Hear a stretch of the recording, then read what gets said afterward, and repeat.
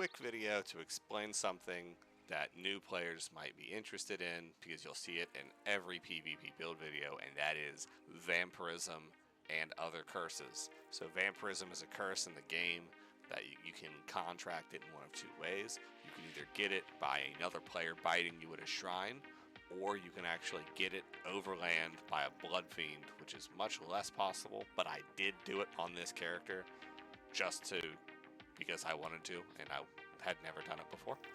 And all you do is you go to a blood fiend location, which there are several across the map, and then when you go to a blood fiend location, you are able to stand there and let them attack you, and those blood fiends will actually let you contract it. It does take a while. It's not constant. They only show up at a certain time, but I just thought it would be fun to have that uncut vampirism. But I'm going to bring over a web page from the Elder Scrolls Wiki just so you guys can see. Give that advertisement. So this is the blood fiends at the Rift. Those are two locations where they are. You just go there, you stand there. You have to be there at midnight, I believe. It's a pain to get there, and that's why almost everybody does it this way. This is for Daggerfall. This is for Aldemiri. This is for Ebonheart. The Rift, Reaper's March, and Ben Kurai.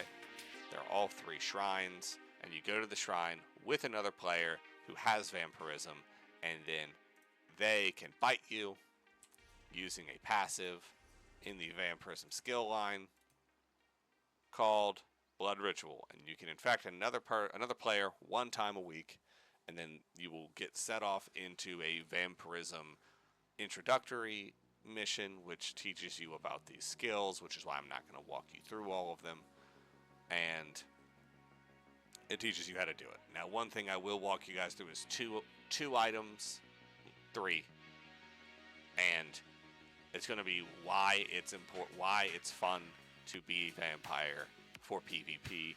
Number one is Undeath. Reduces the damage you take by up to 30% based on your missing health. If you're ever in PvP and you get a guy low and all of a sudden he just won't go down, it's because of Vampirism. There's a whole set called Set of the Pariah, which is the exact same perk that used to be a super meta set in PvP. They changed up Vampirism a few years back. It became Vampirism. Unnatural movement is stage 4. Now, as you see, there's different stages that you have to be.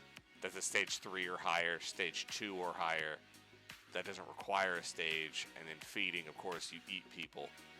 And there's debuffs for what stage you are. So I run stage 4 because I like the ability to do this.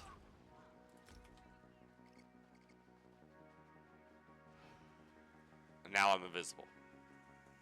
I do a lot of Imperial City and Cyrodiil fighting, being able to do this, and with such low stamina requirements at that time, it is insanely helpful. Now, we will invisible run right over to why it's kind of a pain to do this if you are not just PvPing, because you'll get the top right, she will not talk to us because I'm a stage 4 vampire.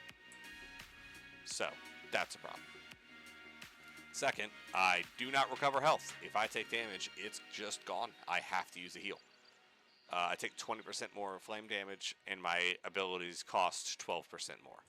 So, there's a lot of downsides, but being that beefy, being a Nightblade, so when I come out of hiding, I get Strike from the Shadows, I get 300 extra weapon and spell damage, which really helps with being a Nightblade and doing PvP stuff.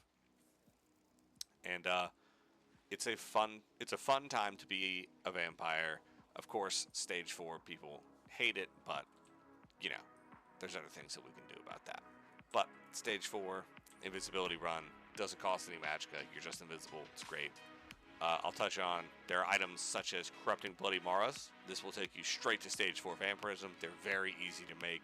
The recipes are cheap. And then there is Purifying Bloody Mara. Again, easy to make, recipes cheap. And this takes you down a stage. So if you want to run stage 3 like the build video suggests, you would simply start out by drinking a Corrupting, and then a Purifying, and then whatever food you may want to run on top of that, and then it will put you in the right Vampirism stage, and then put your foods on. And yeah, that's just a quick Vampirism guide to let you know if you do indeed want it, and if you do it and you hate it, it is not permanent. I don't know about the other places for sure, but here in the Aldemiri, and any alliance can use it here. We are in Reaper's March, which is this country right here. We are in the center, Rauka. Go to the Mages Guild. There's a guy here. And you can just select it. It costs like, what is it? 693 gold. And that will get rid of Vampirism. And then if you want it back, you just get bit again. And it doesn't reset your skills. So, if you're level 10, stage 10, well, level 10 in Vampirism, you don't have to re-level it to 10. Leveling Vampirism, of course, no longer requires you to eat people. All you have to do is will just be a vampire. You don't even have skills on your line. It just passively increases like something like Fighter's Guild. So yeah, that is Vampirism. That is, it's a great time. It is fun. It's very helpful for PvP. And yeah, don't forget to like, subscribe, and check out my other intro to Elder Scrolls videos if you are interested in learning new things, or my build videos if you are already a seasoned player and you just want to get into more PvP stuff. Thank you guys.